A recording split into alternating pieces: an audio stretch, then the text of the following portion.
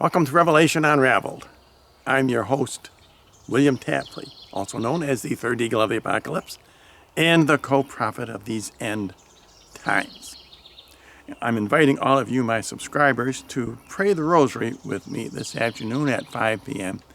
Eastern Daylight Time because I have a new studio setup which I think you will like. And I got this idea from Chrissy, one of my subscribers, and here's what she wrote to me yesterday. She said, "May I offer a suggestion, Mr. Tapley? A traditional altar to Our Lady with a lit candle and maybe some flowers would be lovely for Mary. You could then sit with your back to us or sideways, with your attention focused on Our Lady's altar. This would make our viewing more conducive to prayer too.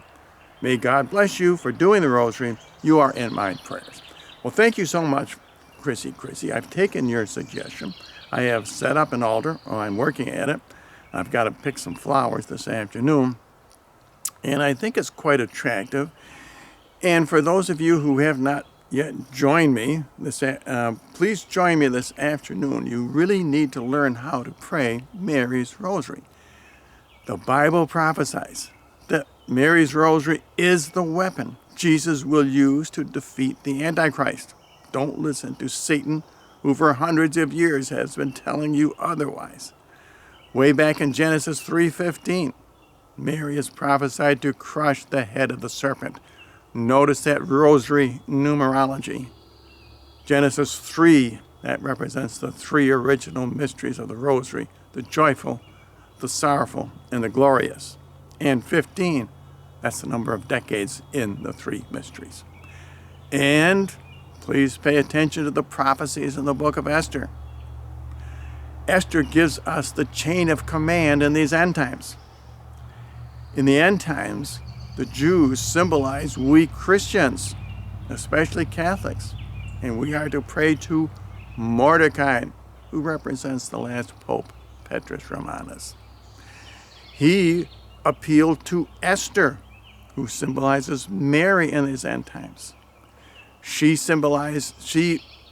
appealed to King Ahasuerus, who symbolizes Jesus. Jesus hung Haman, who symbolized the Antichrist, and his 10 sons on a 50-foot-high scaffold. Those 10 sons symbolize the 10 kings of the Antichrist. The 50-cubit-high scaffold symbolizes the 50 Hail Marys in a 5-decade rosary. None of that numerology or symbolism is accidental. And don't forget David. He slew Goliath with 5 smooth pebbles. He only needed 1. Why did he choose 5? As representing the Rosary. Everyone knows that David symbolizes Jesus in the end times. Goliath symbolizes the Antichrist. Don't forget those 5 smooth pebbles. They symbolize Mary's Rosary. And Jesus does not pray the Rosary.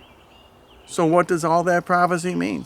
That means that we must pray the Rosary. That's our job. We are the seed of the woman who will crush the seed of the serpent. So please join me this afternoon, 5 p.m. Eastern Daylight Time, as usual, and check out my new altar arrangement. This was given to me by Richard Bucci from Syracuse, about 20 years ago. He's passed on now. At the time, I said, what am I going to do with this altar? So now I know. And I think you not only will appreciate praying the Rosary with others. That's why I am live streaming the Rosary. And you not only should, you really need to, if you want to defeat the Antichrist, as we find in Bible prophecy.